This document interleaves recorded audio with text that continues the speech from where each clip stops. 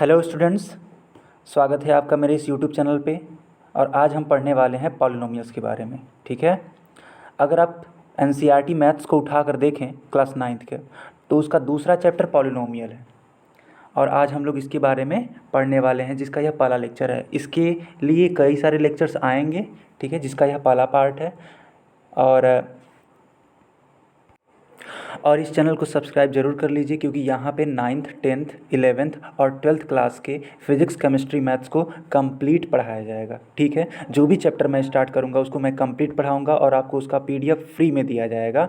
तो स्टार्ट करते हैं आज का टॉपिक, जिसका नाम है क्या, पॉलिनोमियल। तो इसका पहला टॉपिक है कांस्टेंट। कांस्टेंट आपने सुना होगा, लेकिन अब आज बात करते हैं कि इसका डेफिनेशन क्या है, ये होता क्या है। लिखा हुआ है a symbol having a fixed numerical value is called a constant. यानी कि एक ऐसा सिंबल जिसकी वैल्यू क्या हो, फिक्स हो, उसको बोलते हैं क्या, कांस्टेंट। तो ये नंबर भी हो सकता है और कोई सिंबल भी हो सकता है। मान लीजिए मैंने एक वैल्यू बात करी, यहाँ पे 5 की बात करी, √3 की बात करी। ठीक है, तो यह एक नंबर है जो कि फिक्स है अपने आप में, ये बदल नहीं सकती है। ठीक है, इसलिए इसको क्या बोलेंगे हम लोग, कांस्टेंट बोलेंगे। लेकिन एक सिंबल भी हो सकता है। मान लीजिए पाई, पाई एक तरीके से एक सिंबल है। मेरी बात को समझिएगा, पाई एक सिंबल है। ठीक है, और इसकी वैल्यू कितनी होती है, 22/7। इसकी वैल्यू होती है 22/7, जो कि एक फिक्स वैल्यू है। And that's Y pi is also a constant. तो सिंबल भी हो सकता है और एक नंबर भी हो सकता है, बस ज़रूरत है कि वो कांस्टेंट हो। आई बात समझ में। अब बात करते हैं वेरिएबल्स के बारे में। तो वेरिएबल्स के बारे में ये बताया गया है कि a symbol which may be assigned different numerical values is known as variable. यानी कि एक ऐसा सिंबल जिसके लिए डिफरेंट न्यूमेरिक वैल्यू आ सकें, उसको क्या बोलते हैं, वेरिएबल बोलते हैं। एक एग्जांपल के थ्रू यहाँ पे समझाया गया है। मान लीजिए आप एरिया पढ़ रहे हैं सर्किल का, ठीक है, तो उसका एरिया कितना होता है, πr²। अरे इतना होता है, ठीक है।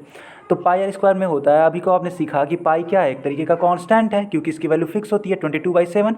लेकिन आर रेडियस है सर्कल का, और डिफरेंट सर्कल के लिए रेडियस अलग अलग हो सकता है। यानी कि आर यहाँ पे वेरी कर रहा है, and that's why r is a variable. R is a variable. और एरिया भी अलग अलग आएगा डिफरेंट डिफरेंट आर के वैल्यूज़ के लिए। मेरी बात समझिएगा, डिफरेंट डिफरेंट आर के वैल्यूज़ के लिए यहाँ पे समझिएगा एरिया भी तो अलग अलग आएगा। And that's why here are 2 variables known as A and R. I hope आप लोग को समझ में आ गया होगा कि कांस्टेंट किसे कहते हैं और वेरिएबल्स किसे कहते हैं। ठीक है फ्रेंड्स, अब आगे बढ़ते हैं, आगे के टॉपिक को सीखते हैं। आगे का टॉपिक है अलजेब्राइक एक्सप्रेशन।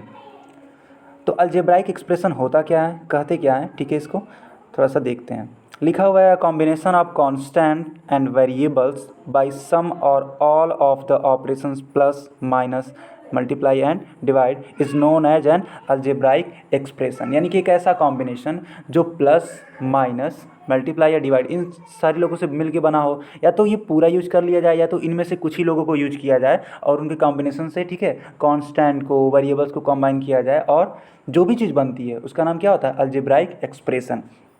कहने का सेंस ये है कि प्लस का, माइनस का, मल्टीप्लाई का, इन सारी लोगों का मतलब यूज करके, ठीक है, और कांस्टेंट और वेरिएबल को कंबाइन किया जाए तो जो भी एक्सप्रेशन बनता है उसका नाम क्या होता है, अलजेब्राइक एक्सप्रेशन नाम होता है। उसका नाम क्या होता है, अलजेब्राइक एक्सप्रेशन। ठीक है, चलिए आगे बढ़ते हैं। लिखा हुआ है and several parts of an algebraic expression separated by plus और minus operations are called the terms of the expression. ये क्या है, आप एक एग्जाम्पल के थ्रू समझिए। ठीक है, यहाँ पे देखिए लिखा हुआ एक एग्जाम्पल, ये एक एक्सप्रेशन लिखा हुआ है 3x² + 5x + 7। यह एक अलजेब्राइक एक्सप्रेशन है। यह क्या है, अलजेब्राइक एक्सप्रेशन है। क्यों, क्योंकि यहाँ पे कांस्टेंट वैल्यूज़ को, वेरिएबल वैल्यूज़ को, ठीक है, कंबाइन किया गया है किसके थ्रू, प्लस के थ्रू।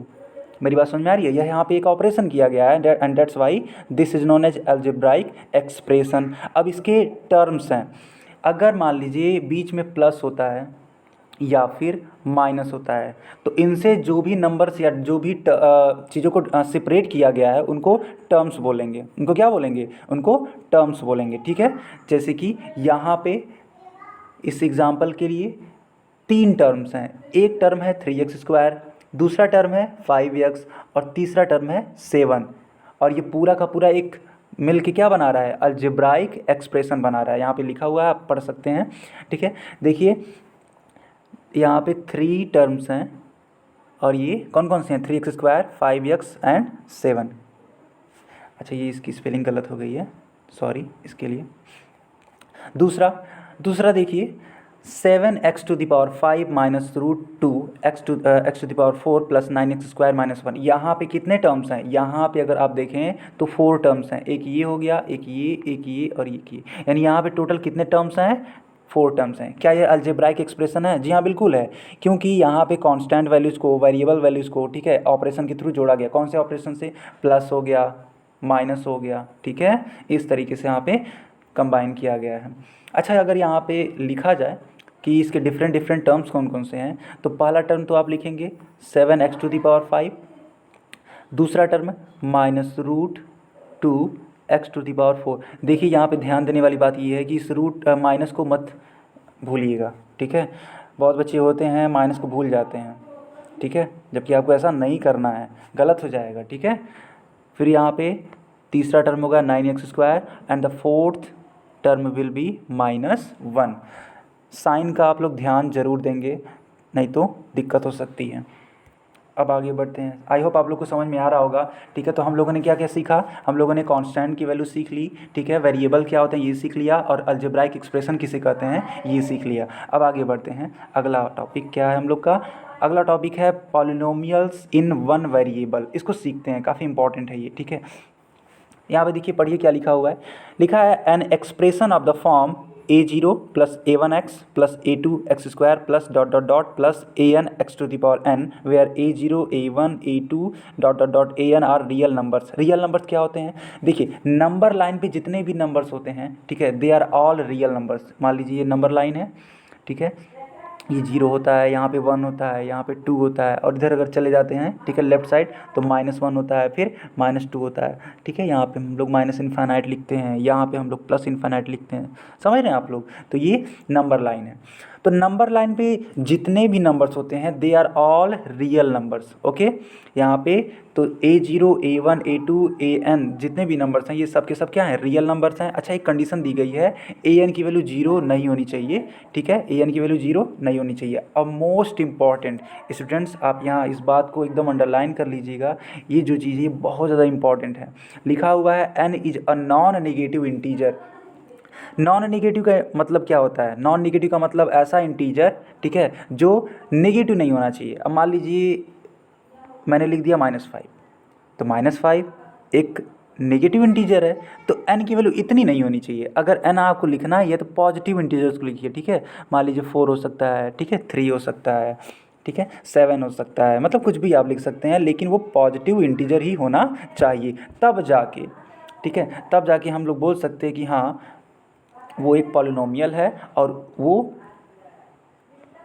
डिग्री n रखता है, यानी उसकी डिग्री कितनी है n। अब ये हम लोग क्वेश्चन लगाएंगे, देखिए क्वेश्चन से हम लोग को बहुत ज़्यादा क्लियरिटी आएगी। जब हम लोग क्वेश्चंस लगाएंगे तो बहुत कुछ सीखने को मिलेगा, ठीक है। तो आप बस बने रहिए, अच्छे से सीखिए, और जो भी डाउट हो उसको कमेंट बॉक्स में ज़रूर बताइएगा, मैं उसे डाउट को सॉल्व ज़रूर करूँगा, ठीक है। अब देखिए लिखा हुआ है here a0 is called constant term. बिल्कुल वो कांस्टेंट है, क्योंकि वहाँ पे देखिए x वाला टर्म नहीं है, यहाँ पे लिखा गया है a0 is called constant term. क्यों? क्योंकि यहाँ पे x का कोई है ही नहीं टर्म, आखिर वो a0 x से मल्टीप्लाई नहीं ना है, and that's why that is क्या, constant term. And a1 a2 an are called coefficient of x x² x³ and x⁴n। यहाँ पे आप देख सकते हैं x के पहले क्या है, a1 है, फिर x² के पहले a2 है, x⁴n के पहले an है। तो ये जो an हो गया, a2 हो गया, a1 हो गया, ये सब के सब क्या हैं, कोफिशिएंट हैं, ठीक है, उनके x² के और x⁴n के। समझ रहे हैं, एक क्वेश्चन के थ्रू समझिए कि ये कहना क्या चाह रहा है, आपको ज़्यादा क्लियर हो जाएगा। देखिए f(x) की वैल्यू दी गई है x² - f(x + 6)। यह एक अलजेब्राइक एक्सप्रेशन है, हमको ये बताना है क्या यह एक पॉलिनोमियल है। तो जी हाँ, ये बिल्कुल पॉलिनोमियल है। क्यों पॉलिनोमियल है, उसका रीज़न समझिए। रीज़न समझना बहुत ज़रूरी होता है स्टूडेंट्स, ठीक है, रीज़न समझिए, रटने पे फोकस मत करिए बिल्कुल भी। आज समझ के पढ़ेंगे बहुत ही आगे जाएंगे, ठीक है। देखिए यहाँ पे लिखा हुआ है यह एक पॉलिनोमियल है, वो भी किस में, यक्स में। जी हाँ, बिल्कुल ये सही बात है, क्योंकि यहाँ पे एक्स का फंक्शन दिया हुआ है, तो ये एक्स का पॉलिनोमियल है जिसकी डिग्री कितनी है, 2। अब आप सोच रहे होंगे सर ये डिग्री क्या होती है। बिल्कुल, ये डिग्री समझिए क्या होता है। Degree maximum power of x होता है। मान लीजिए कोई भी अलजेब्राइक एक्सप्रेशन लिखा है, उसका मैक्सिमम पावर जितना भी होता है, दैट इज नोन एज क्या, डिग्री। यहाँ पे आप देखिए, यहाँ पे यक्स का जो मैक्सिमम पावर है वो कितना है, 2 है। आप यहाँ पे देखिए 5x वाले पे, ठीक है, यहाँ पे जो x का मैक्सिमम पावर वो कितना है, 1 है। अरे देखो यहाँ पे x का पावर कितना है, 1। दैट्स वाई यह एक पॉलिनोमियल तो हम लोग कहेंगे ही, ठीक है। और तो और इसकी डिग्री कितनी है, 2।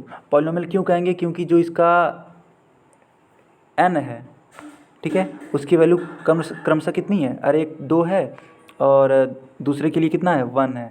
पहले वाले के लिए 2, दूसरे वाले के लिए x, ठीक है। यह एक नॉन नेगेटिव इंटीजर है, एक पॉलिनोमियल होगा। और भी क्वेश्चंस के साथ समझते हैं। एक क्वेश्चन ये दिया गया है, G Z Z to the power 9 minus 1 is a polynomial in Z. यानी कि यहाँ पे अब यक्स नहीं है, यहाँ पे क्या है, जेड है, एंड दैट्स वाई ये किसका पॉलिनोमियल है, जेड का। और इसकी डिग्री कितनी है, 9। तो अभी आपको बताया गया डिग्री क्या होती है। डिग्री का मतलब होता है मैक्सिमम पावर। मैक्सिमम पावर इस एक्सप्रेशन के लिए कितना है, 9 है, and that's Y degree is 9। I hope आप लोग को समझ में आ रहा होगा, ठीक है। तीसरा एग्जाम्पल देखिए, लिखा हुआ है H X is equals to √3 x to the power 3 plus 7x square minus 1 by 3x plus 5 is a polynomial in x of degree 3। यहाँ पे जो x के पावर्स हैं वो कौन कौन से हैं, पहले ये देखिए। x के पावर हैं 3 हैं, ठीक है, ध्यान से देखिएगा, फिर 2 हैं, फिर 1 है। ये इनके पावर्स हैं x के। क्या यहाँ पे कोई भी ऐसा नंबर है जो नेगेटिव है या जो इंटीजर नहीं है, ऐसा कुछ नहीं है, क्योंकि n जो होना चाहिए, अभी को मैंने बताया, n जो होना चाहिए वह नॉन नेगेटिव इंटीजर होना चाहिए, नॉन नेगेटिव इंटीजर होना चाहिए। और ये कंडीशन को फॉलो कर रहा है, एंड दैट्स वाई यह एक पॉलिनोमियल है। और इसकी डिग्री क्या है, 3 है। डिग्री 3 कैसे हो गई, क्योंकि इसका इस एक्सप्रेशन का, ठीक है, इस एक्सप्रेशन का जो मैक्सिमम पावर है वो कितना है, 3 है। आई होप आप लोग को समझ में आ रहा होगा। कोई डाउट होगा तो उसे कमेंट बॉक्स में ज़रूर बताइएगा, ठीक है। अब कुछ बेसिक एग्जांपल्स हैं, लेकिन ये काफ़ी बेहतरीन सवाल हैं, ठीक है। आप सीखिए इसे, ठीक है, काफ़ी कुछ सीखने को मिलेगा। लिखा है which of the following expressions are polynomial. यानी आपसे पूछा जा रहा है कि ऐसे कौन से एक्सप्रेशंस हैं जो पॉलिनोमियल्स हैं, जिसमें पहला सवाल है F X equals to x³ minus 5x plus 2। तो यहाँ पे सबसे पहले हम लोग ये देखेंगे कि क्या ये जो n है, इसका जो पावर है x का, वो नॉन नेगेटिव इंटीजर है या नहीं है, ठीक है। तो n की वैल्यू देखिए कौन कौन सी है। एक तो n की वैल्यू 3 है, दूसरा n की वैल्यू क्या है, 1 है। पावर्स को देखिए, x के पावर्स को, अरे यार आप देखो यहाँ पे इस तरीके से लिखा है, तो इसमें x का पावर कितना है, 3 है। इस वाले में x का पावर कितना है, 1 है। तो आप देख सकते हैं ये 3 और 1 दोनों ही नॉन निगेटिव इंटीजर है, यानी कि यह निगेटिव नहीं है, और तो और ये इंटीजर्स हैं, यानी ये कंडीशन फॉलो कर रहे हैं। तो जब कंडीशन को फॉलो कर रहे हैं, डेट्स वाई ये पॉलिनोमियल है। और इसकी डिग्री कितनी है, 3 है। इसकी डिग्री कितनी है, 3 है। मैंने अभी आपको ऊपर बताया, रुकी मैं आपको फिर से दिखा देता हूँ। यहाँ पे देखिए ये चीज़, यही चीज़ मैं आपको बता रहा था कि आप इसको अंडरलाइन कर लीजिए, ये बहुत ही ज़्यादा इम्पॉर्टेंट है, ठीक है, बहुत ही ज़्यादा इम्पॉर्टेंट है। यहाँ पे क्या लिखा हुआ है, n is a non negative integer, यानी यह नॉन नेगेटिव इंटीजर बिल्कुल होना चाहिए। अगर वह फ्रैक्शन आ रहा है, नेगेटिव आ रहा है, डेसिमल में आ रहा है पावर, ठीक है, यानी n की वैल्यू, ठीक है, इस तरीके से आ रही है, तो वह पॉलिनोमियल नहीं होगा, कतई वो पॉलिनोमियल नहीं होगा। समझिए मेरी बात को। पॉलिनोमियल के लिए सिर्फ और सिर्फ यही कंडीशन है कि वो जो उसका पावर हो, ठीक है, जो भी वो पावर है वो कैसा होना चाहिए, नॉन निगेटिव इंटीजर होना चाहिए। और भी कुछ क्वेश्चन देखेंगे हम लोग। आई होप पहला क्वेश्चन आपको समझ में आ गया होगा। और अब बात हम लोग करेंगे सेकंड क्वेश्चन के बारे में। लिखा हुआ है F X is equals to X plus 1 by X. Question को समझिए, एक्स प्लस 1 बाई एक्स। क्या मैं इसको ऊपर नहीं ले जा सकता हूँ, देखिएगा, तो लिख सकते हैं इसको इस तरीके से। यानी कि अब इस एक्सप्रेशन के लिए जो पावर हैं, यक्स के जो पावर हैं, कौन कौन से हो गए यक्स के पावर, तो आप बोलेंगे सर एक पावर मुझे दिख रहा है 1 और जो दूसरा पावर है वो कितना है -1। अरे इसके लिए 1 हो जाएगा और इसके लिए -1 हो जाएगा। अभी को मैंने बताया कि n की वैल्यू कभी भी निगेटिव नहीं होनी चाहिए, ठीक है, निगेटिव बिल्कुल नहीं होनी चाहिए। और तो इंटीजर होनी चाहिए, चलो भाई इंटीजर तो है लेकिन वो निगेटिव इंटीजर है, एंड दैट्स वाई यह एक पॉलिनोमियल नहीं है। देखिए यहाँ पे, देखिए एक्सप्लेनेशन में क्या लिखा है, here in one term the exponent of x is क्या -1 which is a negative integer, therefore F X is not a polynomial. I hope आपको समझ में आ गया होगा, काफ़ी इंपॉर्टेंट सवाल है और ये एग्ज़ाम में आ सकता है, ठीक है। इस तरीके से बेस अपना क्लियर करिए, जब आप बेस क्लियर कर लेंगे तो आप चैप्टर अपने आप लगा लेंगे। अच्छा एक बात और, आप ज़रा सा भी टेंशन मत लीजिएगा क्योंकि एनसीईआरटी का जो भी एक्सरसाइज है मैं कंप्लीट एक्सरसाइज करवाऊंगा, ठीक है। एक बार जब थियरी हम लोग कंप्लीट कर लेंगे फिर न्यूमेरिकल्स लगाएंगे, ठीक है। जो भी हम लोग पढ़ेंगे वो अपने आप में कंप्लीट होगा, वो अपने कंप्लीट ही पढ़ेंगे, ठीक है। जो भी वीडियो जाएंगे वो पार्ट वाइज जाएगा, यहाँ पे आज कुछ टॉपिक पढ़ाया जाएगा, फिर अगले वीडियो में कुछ टॉपिक पढ़ाया जाएगा और ऐसे ऐसे आपको पूरा जो चैप्टर है, जो आपका पूरा सिलेबस है वो कवर किया जाएगा, ठीक है। तो कंप्लीट लेक्चर के लिए इस यूट्यूब चैनल को ज़रूर से ज़रूर सब्सक्राइब कर लीजिएगा और फ्री PDF आपको दिया जाएगा उसका, ठीक है। टेलीग्राम चैनल पे उसको आपको प्रोवाइड कर दिया जाएगा। ज़रा सा भी आपको टेंशन लेने की ज़रूरत नहीं है, बस आप लोग अच्छे से पढ़िए, ठीक है, चीज़ों को सीखिए। क्वेश्चन नंबर 3, क्वेश्चन नंबर 3 में दिया गया है, देखो बाबू यहाँ पे लिखा है GY इक्वल्स टू, ठीक है, क्यूब रूट ऑफ y -6। इसका सेंस क्या होता है पहले ये समझ लीजिए। देखो ये लिखा हुआ है क्यूब रूट, क्यूब रूट का मतलब ये है यहाँ पे y⁴ हम लोग लिखेंगे 1/3। इसको अगर और अच्छे से समझना है तो ऐसे समझिए आप, मान लीजिए लिखा होता है √9, ठीक है, √9 लिखा है तो इसको हम लोग लिख सकते हैं 9⁴ यानी रूट का मतलब होता है 1/2 और जो भी नंबर यहाँ पे लिखी रहेगी फिर जाके वहाँ 1/3 कर देंगे। अगर मान लीजिए 3 लिखा है तो 1/3, अगर मान लीजिए यहाँ पे 4 लिखा होता, ठीक है, समझिए मेरी बात को, मान लीजिए यहाँ पे आपका 4 लिखा होता तो यहाँ पे 9⁴ करते हैं। आई होप आपको समझ में आ गया होगा, ठीक है। इस तरीके से हम लोग करेंगे, तो मैं जो समझा रहा हूँ उसको समझिएगा। जैसे कि √9 लिखा है तो √9 का मतलब होता है 9⁴ 9 को आप लिख सकते हैं 3⁵। अरे यहाँ तो कोई दिक्कत नहीं है,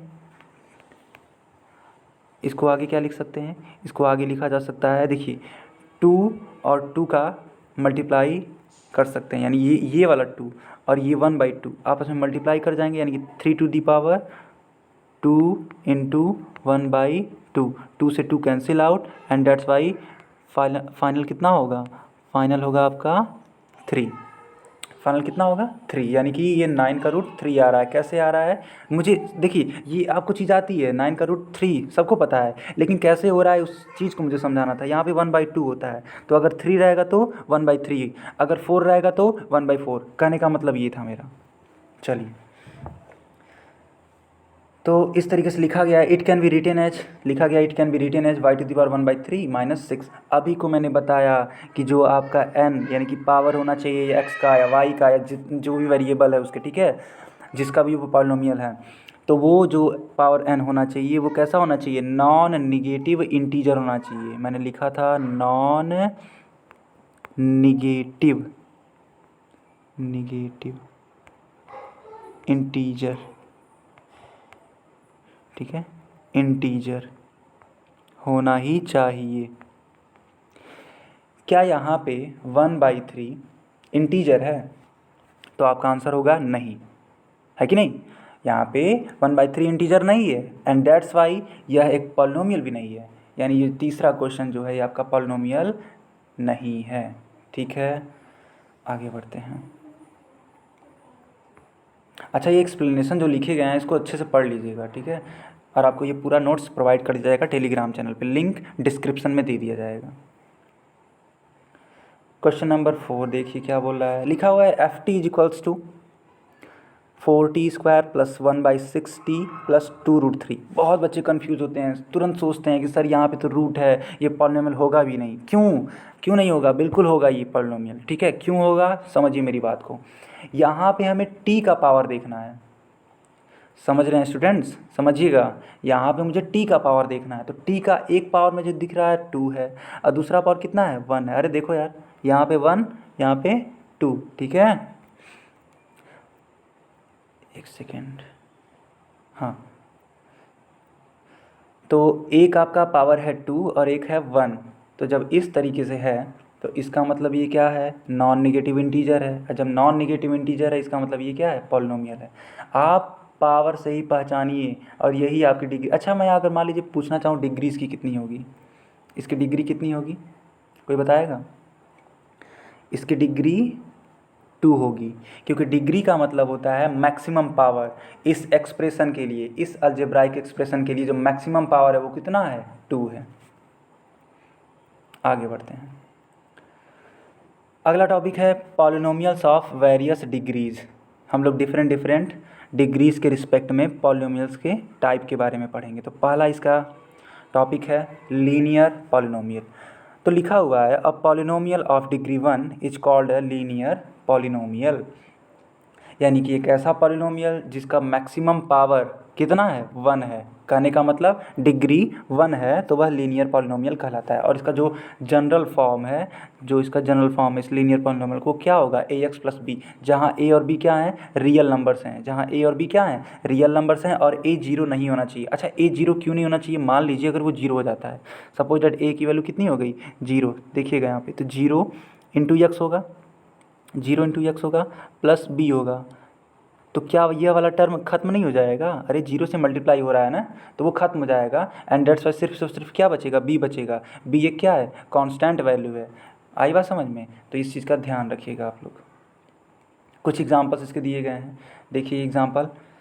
पहला example, √3y + 7 is a linear polynomial. क्यों? क्योंकि यहाँ पे जो y का मैक्सिमम पावर है, यानी कहने का मतलब है डिग्री कितना है, 1।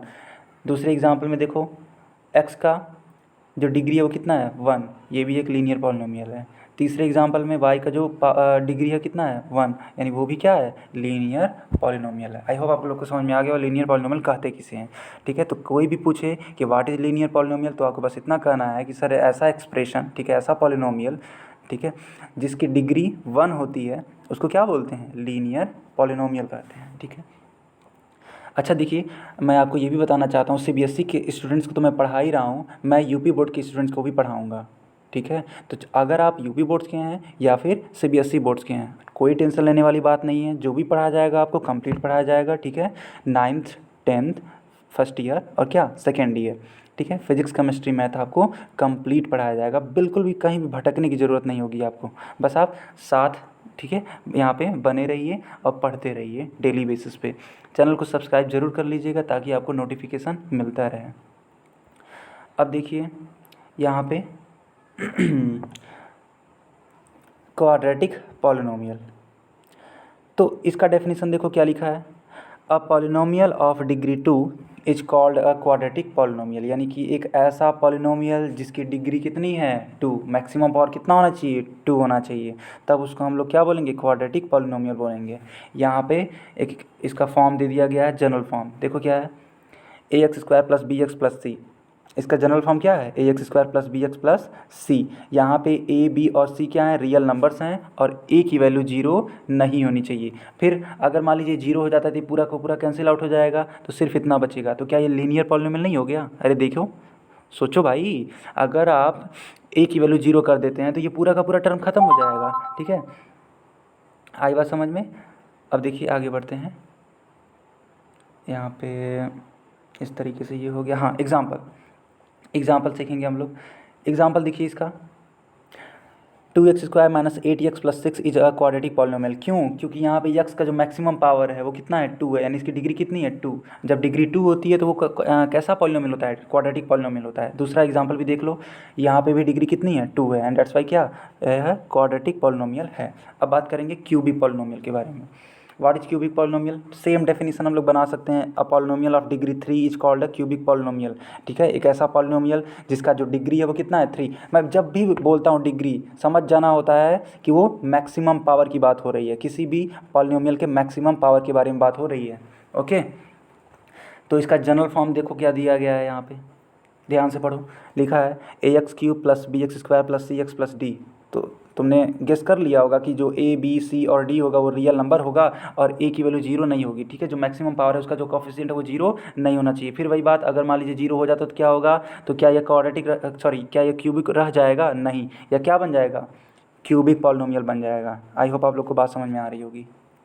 इसका कुछ एग्जाम्पल देखो। हम लोग बस आज का टॉपिक ही ख़त्म करने वाले हैं। ठीक है, नेक्स्ट सेशन में हम लोग, ठीक है, इससे आगे पढ़ेंगे। और तो और अगर आप एनसीईआरटी के, ठीक है, या फिर कोई भी साइड बुक को उठाकर अगर आप उसका पहला एक्सरसाइज करें पॉलिनोमियल का, तो 100% मैं दावे के साथ कर सकता हूँ उसका आप पूरा का पूरा सवाल कर सकते हैं। ठीक है, और जो भी सवाल होगा मैं नेक्स्ट सेशन में करवाऊँगा उसे। ठीक है, एग्जाम्पल देख लो तुम। पहला एग्जाम्पल लिखा गया 4x³ - x² + 6x + 3 is a cubic polynomial in x। यानी कि क्यूबिक पॉलिनोमियल क्यों है? क्योंकि x का जो मैक्सिमम पावर है या डिग्री कितना है? 3 है। डिग्री हम लोग को देखनी होती है, मैक्सिमम पावर ये डिग्री कहलाती है। इस वाले के लिए देखो, इसका जो मैक्सिमम डिग्री है, सॉरी मैक्सिमम पावर है वो कितना है? 3। इसका डिग्री कितना है?